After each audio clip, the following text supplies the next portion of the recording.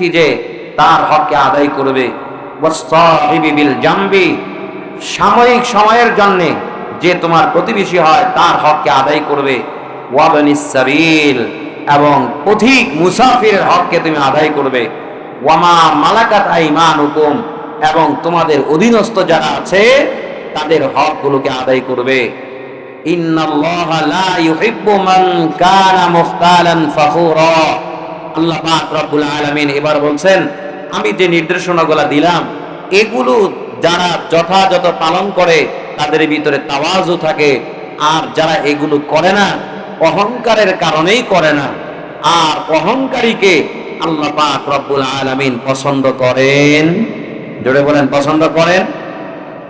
এই হলো আয়াতের সরল অনুবাদ। এবার আয়াত থেকে কিছু কথা বলি, খেয়াল করেন। আল্লাহ পাক রব্বুল আলামিন প্রথমে বলেছেন ওয়াবুদুল্লাহ, তোমরা ইবাদত করো আমি আল্লাহ। তাহলে ইবাদত করতে হবে কার? আল্লাহ পাক রব্বুল আলামিনের ইবাদত। ইবাদত করার জন্য আল্লাহ পাক রব্বুল আলামিন নির্দেশ দিলেন। তো ইবাদত কাকে বলে এটাও তো বোঝা দরকার। ইবাদতের অর্থ হলো দাসত্ব করা, গোলামি করা, অনুসরণ করা, আল্লাহ পাক রব্বুল আলামিনের হুকুমগুলোকে যথাযথভাবে পালন করা, এটা হলো ইবাদত। এই ইবাদত করব আমি আল্লাহ। আমার জীবনের সবচাইতে বড় যে হক সেটা হলো আল্লাহ পাক রব্বুল আলামিনের হক।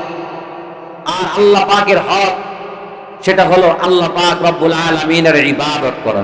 কি করা? জোরে বলেন, কি করা?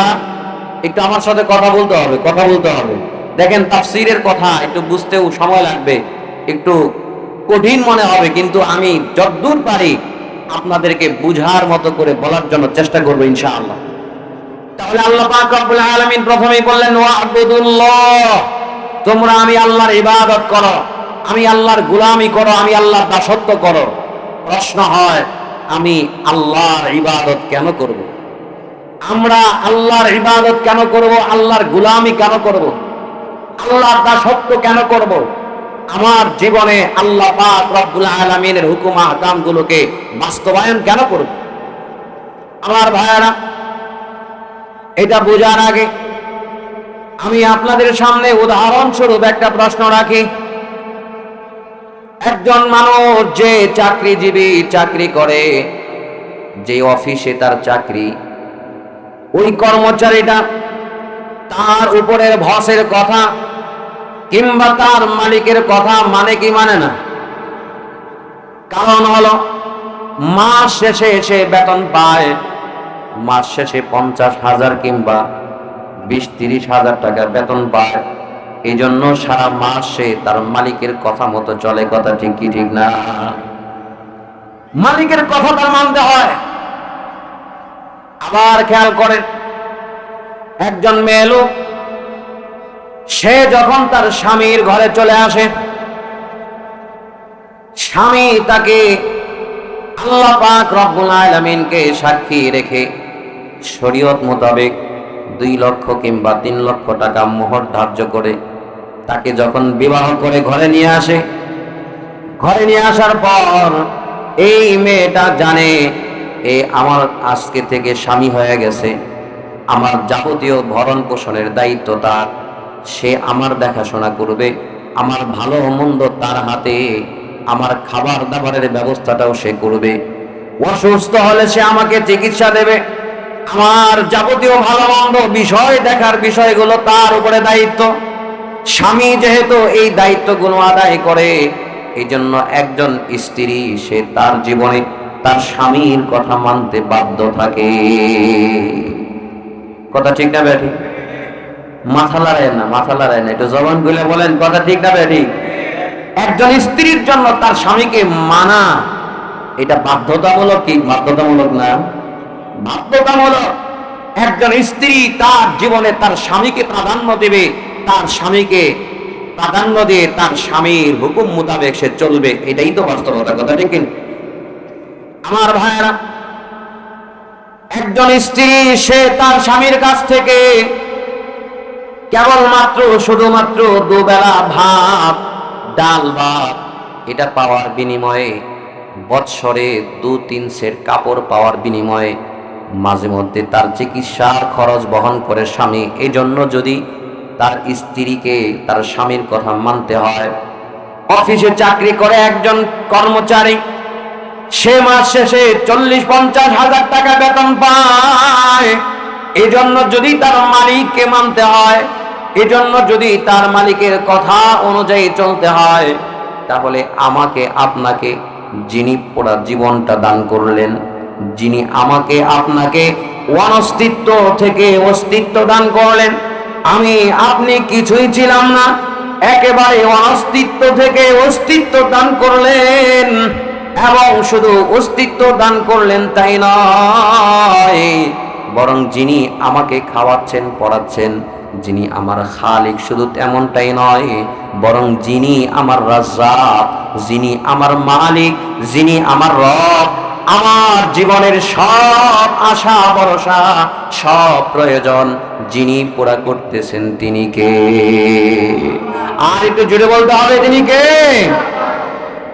আল্লাহ পাক রব্বুল আলামিন, যিনি আমাকে অনস্তিত্ব থেকে অস্তিত্ব দান করলেন, জীবন দান করলেন, আমার আপনার জীবনের সব কিছুকে পূরণ করতেছেন, ওই মালিক, মহান মালিক আল্লাহ পাক রব্বুল আলামিনের কি হক আমাদের উপরে নাই নাকি? বলে ওই মালিকের হক আমাদের উপরে। আল্লাহ পাক রব্বুল আলামিন এজন্যই বলেন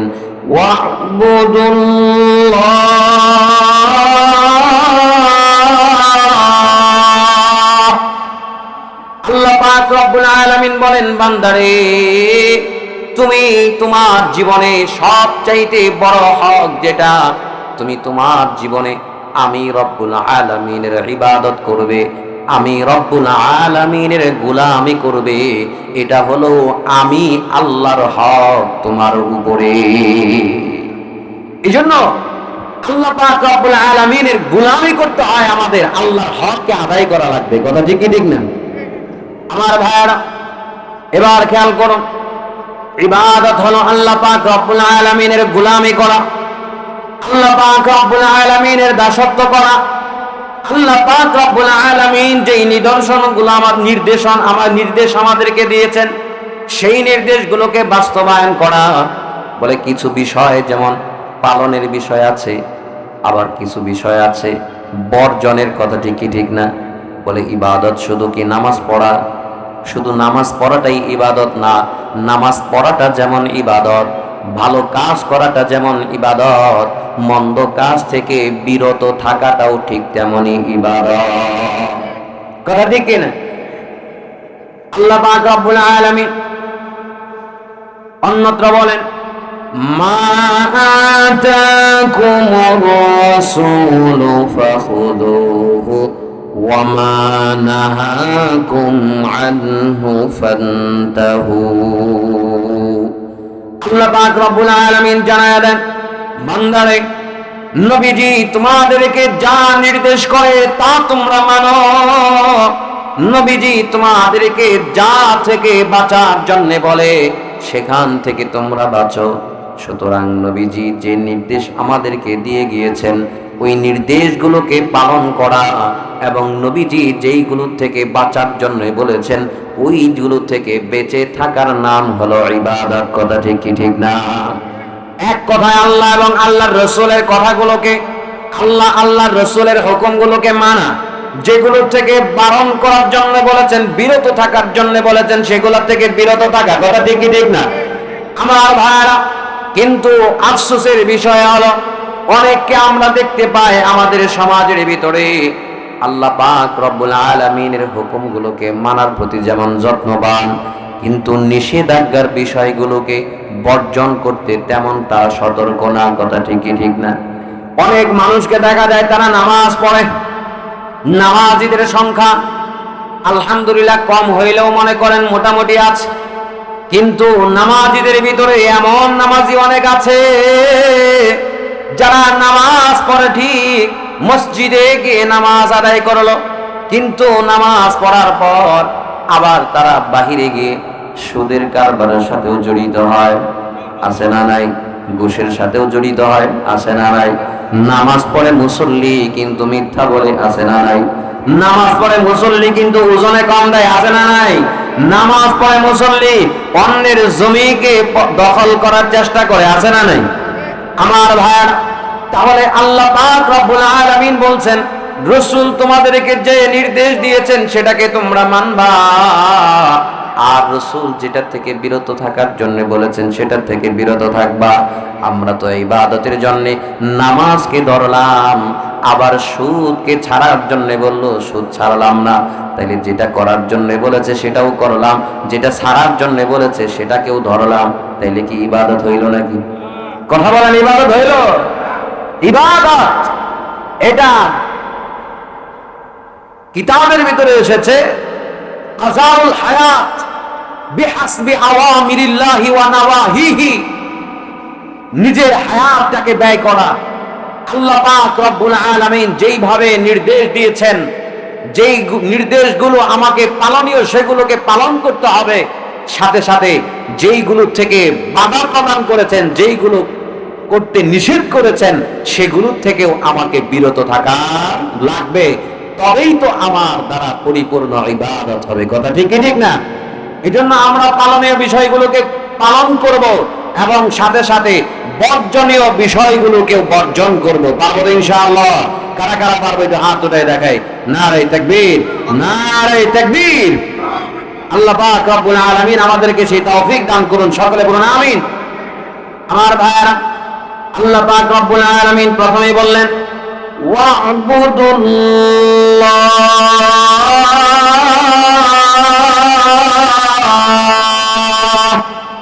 বান্দা তুমি ইবাদত করবা, আমি আল্লাহর গোলামি তুমি করবা। ওয়ালা তুশরিকু বিহি শাইআ, তবে তুমি ইবাদত করার পাশাপাশি আমি আল্লাহর সাথে কাউকে শরীক করতে পারবা না। আমার ভাইরা খেয়াল করেন, আল্লাহ পাক রব্বুল আলামিন তার ইবাদত করার জন্য বললেন, সাথে সাথে আল্লাহ রাব্বুল আলামিন আরেকটা নির্দেশ দিলেন, ওয়ালা তুশরিকু বিহি শাইআ, তোমরা আমি আল্লাহর সাথে কাউকে শরীক করবা না। আমার ভাইরা, তাহলে আল্লাহ পাক রব্বুল আলামিনের ইবাদত যেমন করতে হবে, সাথে সাথে আরেকটা নির্দেশ, ওয়ালা তুশরিকু বিহি শাইআ, আমি আল্লাহর সাথে কাউকে শরীক করতে পারবা। জোরে বলেন, আল্লাহর সাথে কাউকে শরীক করা যাবে? ইবাদত যেমন করব আল্লাহর, শিরিক থেকেও বেঁচে থাকতে হবে আল্লাহর জন্যই। কথা ঠিক কি ঠিক না?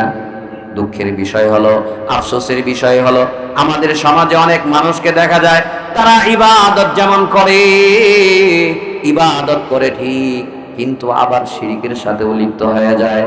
এমন মানুষ আছে না নাই? শিরিক কেমন? বলে শিরিক হলো আল্লাহর সাথে কাউকে শরীক করা। আল্লাহ রাব্বুল আলামিনের সাথে কোন বস্তু বা কোন জিনিসকে, কোন মাখলুককে আল্লাহর সাথে শরীক করা। অনেক মানুষকে এমন পাওয়া যায় যারা মসজিদে গিয়ে আল্লাহ রাব্বুল আলামিনের সামনে, আল্লাহ রাব্বুল আলামিনের সামনে এভাবে দাঁড়ায়, আল্লাহু আকবার, নামাজে দাঁড়ায়, দাঁড়ায় কি দাঁড়ায় না? নামাজের ভিতরে তারা ইয়্যাকা না'বুদু ওয়া ইয়্যাকা নাস্তাঈন এই স্বীকারোক্তি দেওয়ার পরেও তারা বাহিরে গিয়ে আবার আল্লাহ ছাড়া ভিন্ন কারোর কাছে মাথা নত করে বিপদ আপদ মুসিবত থেকে বাঁচার জন্য সাহায্য প্রার্থনা করে, আসে না নাই? আমার ভাইরা,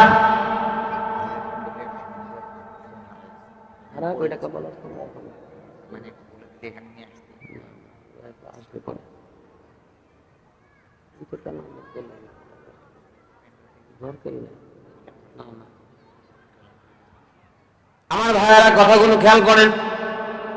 মহিলা প্যান্ডেলে একটা মোবাইল হারানো গেছে, কেউ যদি পেয়ে থাকেন এখানে নিয়ে আসেন। আমার ভাইয়ারা কথা খেয়াল করেন, বলতেছিলাম ইবাদত করতে হবে কার? একটু কথা বলেন আমার সাথে, বলেন। আপনারা রাগ করছেন? একটু কথা বলেন না কেন? কথা বলেন। ইবাদত করতে হবে কার? বুঝতে কষ্ট হইতেছে আপনাদের? বুঝতে কষ্ট হইতেছে? ইবাদত করতে হবে আল্লাহ। সাথে সাথে আল্লাহ রাব্বুল আলামিন বলছেন, ওয়ালা তুশরিকু বিহি শাইআ, আমি আল্লাহর সাথে কাউকে শরীক করতে পারবা না। আল্লাহর সাথে শিরিক করা যাবে না, এটাও নির্দেশ দিয়েছেন কে? যদি বলেন কে? আল্লাহ বললেন, বান্দা ইবাদত করবা তুমি আল্লাহ, তবে আবার আমার সাথে শিরিক করা থেকেও তোমাকে বাঁচা লাগবে। খুব খেয়াল করেন, আমরা ইবাদত করি, যাই করি, বলে ইবাদত যতটুকুনি করি না কেন, আবার অনেকে এমন আছি যারা শিরিক থেকে বাঁচতে পারি না, জানা অজানা, জেনে না জেনে আমরা শিরিকের ভিতরে লিপ্ত হয়ে যাই। বলে কেমন? এই যে বললাম, আমরা নামাজের ভিতরে ইয়্যাকা না'বুদু ওয়া ইয়্যাকা নাস্তাঈন এই স্বীকারোক্তি দেই।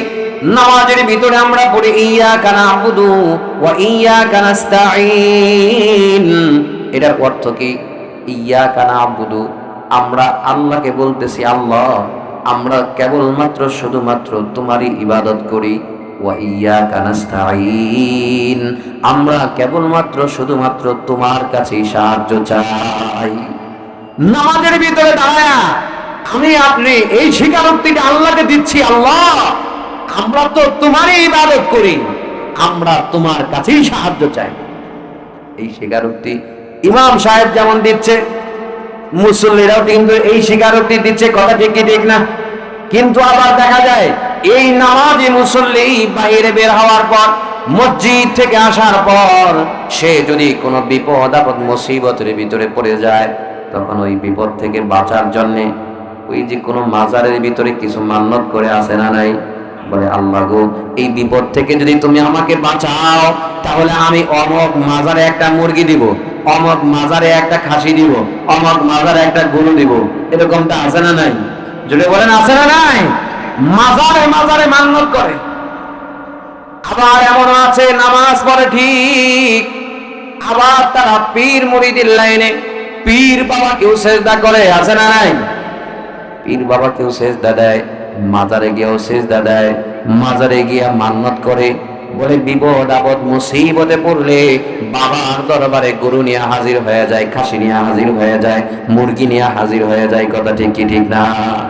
এই যে রজব মাস শুরু হয়ে গেছে, এই মাস আসলে পরে বিভিন্ন উরস এগুলা সব জাঁকজমক হয়ে যায়। কথা ঠিক কিনা? উরসের ভিতরে এখন ধরেন বিভিন্ন ধরনের মেলা, বিভিন্ন ধরনের এই যে উরসের কার্যক্রম এগুলো শুরু হয়ে যায়। সেখানে হাঁস মুরগির অভাব হয় না। কত মাজারে দেখবেন গরুর অভাব নাই। এই যে মাজারে মাজারে যে সমস্ত গরু মুরগি যেগুলা মানুষ মান্যত করতেছে, এগুলার ফতোয়া কি বলেন? এগুলার ফতোয়া আপনাদের এলাকার বড় মুফতি সাহেবের কাছে জেনে নিন। মাজারে মান্যত করা এটা শিরক। বিপদ আপদ মুসিবতে পড়ে মাজারে দৌড়ে যাওয়া, মাজারওয়ালার কাছ থেকে কিছু চাওয়া, কিছু পাওয়া, আশা করা, আকাঙ্ক্ষা করা, এটা এই বিশ্বাস রাখা, এটা হলো একেবারে শিরকি আকীদা, শিরকি বিশ্বাস। আমার ভাইয়েরা কথাগুলো খেয়াল করবেন। অনেক মুসল্লিকেও এরকম দেখা যায়, তারা নামাজ পড়ে ঠিক, এমনি দিনদারির ভিতরে ঠিকই আছে, মোটামুটি উলামায়ে কেরামের সাথে পরামর্শ করে চলার চেষ্টা করে, তারা ইবাদত বন্দিগিতে আলহামদুলিল্লাহ মাশাআল্লাহ ভালোই আগায় আছে। কিন্তু আবার ওই যে মাজারে বিভিন্ন জায়গায় মান্যত করতে কোনো দ্বিধা করে না। যারা নামাজ পড়ে না, যারা ইবাদতের ভিতরে নাই, তারা যদি ওখানে যায় সেটার জন্য তেমন কোনো আফসোস লাগে না। আরে তারা তো ইবাদতের ভিতরেই নাই, তারা তো আমাদের এই আলোচনার ছাত্রই না। কথা বুঝেন না? কিন্তু আফসোস লাগে হলো যখন দেখি নামাজি মানুষরাও, হাজী সাহেবরাও, কাজী সাহেবরাও, আরে ইমানদার মুসলমান, সে কিভাবে মাজারে কি বলে মুরগি, মাজারে ছাগল খাসি এগুলা নিয়ে যেতে পারে। তার জীবনের ভালো মন্দ ওই মাজারওয়ালা কিভাবে ফায়সালা করতে পারে। আমার ভাইয়েরা, অনেক মানুষকে দেখা যায় মাজারে গিয়ে সন্তান চায়, এমন মানুষ আছে না নাই? বলে একে আরেকজনকে পরামর্শ দেয়, বলে তোমার বিবাহ হয়ে গেছে, বিবাহ দাম্পত্য জীবন চলতেছে, 15-20 বছর হয়ে গেছে, এখনো পর্যন্ত সন্তান হয় না, তুমি অমক মাজারে একটা গরু দাও, অমক বাবার নামে একটা মান্যত করো, তোমার মান্যত পুরা হবে। আমাদের এলাকায় আছে, তুমি গাজীর গান মান্যত করো, তাইলে তোমার কি হবে? সন্তান হবে। গাজীর গানের এই গজব আপনাদের এলাকায় আসেনি? গাজীর গান বুঝেন না? বুঝলে হয়তো নাই, আপনাদেরকে এদিকে বুঝেন না। ওই যে কি বলে কিছু মানুষ, পুরুষরা নারী সাইজা নাচানাচি করে, গান বাদ্য করে, ইত্যাদি ইত্যাদি করে আর কি। আমার ভাইয়েরা, এই যে কিছু মানুষ যারা সন্তান চাওয়ার জন্য বিভিন্ন মাজারে যায় কিংবা গাজীর নামে গান মান্নত করে, আমি আপনাদেরকে প্রশ্ন করতে চাই, সন্তান কি আল্লাহ ছাড়া অন্য কেউ দিতে পারে? জোরে বলতে হবে। যারা কথা বলতেছেন না, আপনাদের কি আকীদা? সন্তান কি আল্লাহ ছাড়া অন্য কেউ দিতে পারে? সন্তান দিতে পারে কে? আরো জোরে বলেন, সন্তান দিতে পারে কে? সন্তান কোনো বাবা দিতে পারে না, কোনো দরবার দিতে পারে না, কোনো মাজারওয়ালা দিতে পারে না। সন্তান দেওয়ার মালিক হলেন একমাত্র আল্লাহ। জুড়ে বলেন, সন্তান দেওয়ার মালিক কে? আল্লাহ রাব্বুল আলামিন বলেন, ইয়াহাবু লিমান ইয়াশাউ ইনাতাও ওয়া ইয়াহাবু লিমান ইয়াশাউ যুকুর আও ইউযাব্বিজুহুম যুকরানা ওয়া ইনাথা وَيَجْعَلُ مَن يَشَاءُ عَقِيمًا আল্লাহু আকবার। আল্লাহ পাক রব্বুল আলামিন বলেন, আমি আল্লাহ যাকে চাই তাকে মেয়ে সন্তান দান করি, আমি আল্লাহ যাকে চাই তাকে ছেলে সন্তান দান করি, আমি আল্লাহ যাকে চাই তাকে ছেলেও দেই মেয়েও দেই, আমি আল্লাহ যাকে চাই ছেলেও দেই না মেয়েও দেই না, তাকে বন্দা রাখি। সুতরাং সন্তান দেওয়ার মালিক কে? আরো জুড়ে বলতে হবে, সন্তান দেওয়ার মালিক কে? আল্লাহ রাব্বুল আলামিন হলেন সন্তান দেওয়ার মালিক। সুতরাং কোন ইমানদার মুসলমান যদি আল্লাহর কাছে সন্তান না চেয়ে সে যদি মাজারে গিয়ে সন্তান চায়, সে যদি কোনো বাবার দরবারে গিয়ে সন্তান চায়, ও মুসলমান, এটাই শিরক হয়। আল্লাহর স্থানে কোনো বস্তুকে বসালে, আল্লাহর স্থানে কোনো মাখলুককে বসালে এটা শিরক হয়ে যায়। আল্লাহ রাব্বুল আলামিন এর জন্য বলেন, ওয়া'বুদুল্লাহ ওয়া লা তুশরিকু বিহি শাইআ, তোমরা আমি আল্লাহর ইবাদত করো, আমি আল্লাহর ইবাদত করো, আর তোমরা আমি আল্লাহর সাথে কাউকে শরীক করো না। সুতরাং শুধু ইবাদত করলেই হবে নাকি শিরক থেকেও বাঁচতে হবে? যদি বলেন শুধু ইবাদত করলেই হবে নাকি শিরক থেকেও বাঁচতে হবে? শিরক থেকেও বাঁচা লাগবে। আমার ভাইয়েরা, কথায় কথা আসে, খুব খেয়াল করবেন।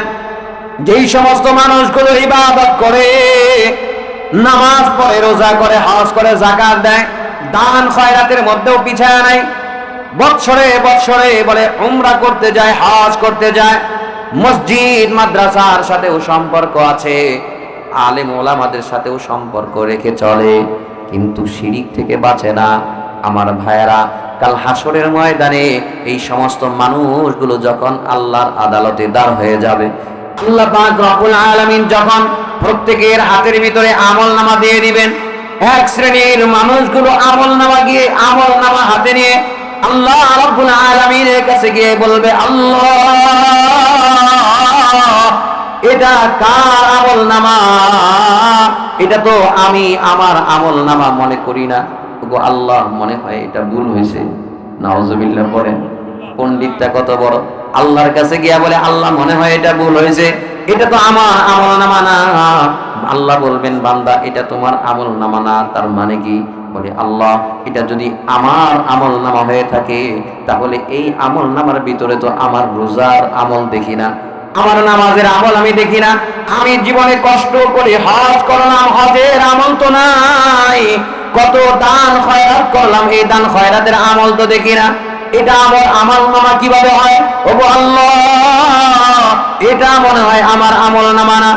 আল্লাহ পাক রব্বুল আলামিন বলবেন, বান্দারে, এটা তো তোমারই আমলনামা, আমি তো তোমারই গৃহাদেশ থেকে এটাকে আমি বের করেছি, এটা তো তোমারই আমলনামা, এটা যে তোমার আমলনামা, এর ভিতরে তো কোনো ভুল নাই। তবে তুমি যে প্রশ্ন করেছো তোমার আমল কোথায় গেল, বান্দা, তুমি কি দুনিয়াতে কোরআন পড়ো নাই? কোরআনের ভিতরে তো আমি আল্লাহ বলে দিয়েছিলাম, ওয়ালাউ আশরাকু লাহাবিত আনহুম মা কানু ইয়ামালুন। আল্লাহু আকবার। আল্লাহ পাক রব্বুল আলামিন বলবেন, বান্দারে, তুমি কি কোরআন পড়ো নাই? তুমি কি উলামায়ে কেরামের কাছে যাও নাই? তুমি কি কখনো কোরআনের মাহফিলে যাও নাই? ওখানে কি তুমি ওয়াজ শোনো নাই? উলামায়ে কেরাম কি তোমাকে ওয়াজ শোনায় নাই? আল্লাহ রাব্বুল আলামিন এভাবে বলবেন, বান্দা আমি যে কোরআনের ভিতরে সূরা আনআমের 88 নম্বর আয়াতের ভিতরে তোমাদেরকে জানায়া দিয়েছিলাম, তোমরা যদি কেউ শিরকের ভিতরে লিপ্ত হয়ে যাও, কেউ যদি শিরিক করো বান্দা, ওয়ালাউ আশরাকু, যদি কেউ শিরিক করে, লাহাবিতু আনহুম মা কানু ইয়ামালুন, তাহলে শিরিকের কারণে তার জীবনের সমস্ত আমলগুলো বরবাদ হয়ে যাবে। সুতরাং তুমি মসজিদে গিয়ে আমল করেছো ঠিক, 5 ওয়াক্ত নামাজ তুমি পড়েছো ঠিক, রোজা করেছো, হজ করেছো, যাকাত দিয়েছো, দান খয়রাতের মতো আমল তো তুমি করেছো বান্দা, কিন্তু তুমি শিরিক থেকে বাঁচো নাই। শিরিক থেকে না বাঁচার কারণে, এই শিরিকের কারণে তোমার পিছনের সমস্ত আমলগুলো বরবাদ হয়ে গেছে। জোরে বলেন না নাউযুবিল্লাহি মিন যালিক, আর জোরে বলেন নাউযুবিল্লাহি মিন যালিক। এই জন্য ইবাদতের সাথে সাথে আমাদেরকে শিরিক থেকেও বাঁচতে হবে, কথা ঠিক কিনা বলেন?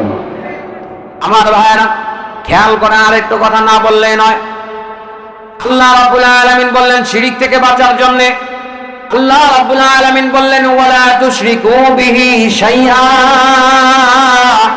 বান্দা তুমি ইবাদত করবা আমি আল্লাহর, আর শিরিক থেকে তুমি বেঁচে থাকবা। কেন শিরিক থেকে বাঁচা লাগবে? কারণ শিরিক এটা মারাত্মক বড় গুনাহ, মারাত্মক বড় অপরাধ, যেটা আল্লাহ রাব্বুল আলামিন সহ্য করেন। যদি বলেন সহ্য করেন। 1 নাম্বার আল্লাহর হক, আল্লাহর হকের কথা চলতেছে, বুঝে আসছে আপনাদের? আল্লাহ রাব্বুল আলামিন বললেন ওয়াহবুদুল্লাহ, আমি আল্লাহর ইবাদত করবা, ওয়ালা তুশরিকু বিহি শাইআ, আমি আল্লাহর সাথে কাউকে শরীক করবা না। আল্লাহর ইবাদত কেন করতে হয়? পূর্বের কথাগুলো খেয়াল করো। আল্লাহ রাব্বুল আলামিন যেহেতু আমাকে বানিয়েছেন, আমাকে অস্তিত্ব দিয়েছেন, আমাকে জীবন দিয়েছেন, আমাকে লালন পালন করছেন, আমার যাবতীয় সব প্রয়োজন পুরা করছেন, এই জন্য আল্লাহর গোলামি করা লাগে। কথা ঠিক কি ঠিক না? কথা ঠিক কি না? এই জন্য আল্লাহর গোলামি করা লাগে। বলে একজন স্ত্রী সে স্বামীর কথা কেন মানে, স্বামীর হুকুম কেন তামিল করে, কেন অনুসরণ করে?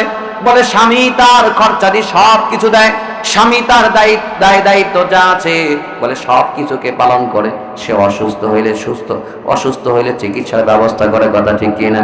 আমার ভাইয়ারা, আমি আপনাদেরকে প্রশ্ন করি, একজন স্ত্রী সে স্বামীকে যদি বলে, স্বামী গো আমি তোমাকে, তোমার যে হক আছে আমার উপরে, আমি স্ত্রী হিসাবে তোমার যে হক আছে যাবতীয় সব হকগুলোকে আমি আদায় করব, তোমার যা কিছু করা দরকার, তোমাকে আমি রান্না বান্না করে খাওয়াবো, তোমার কাপড় কেচে দিব, আমি তোমার সন্তানগুলোকে লালন পালন করব, তোমার বাবা মায়ের দেখাশোনাও আমি করব, তোমার 4 দেয়ালের ভিতরে তোমার বাড়িঘরের যা কিছু আছে সব কিছু আমি আঞ্জাম দিব গো স্বামী, তোমার কথা আমি মানব গো স্বামী।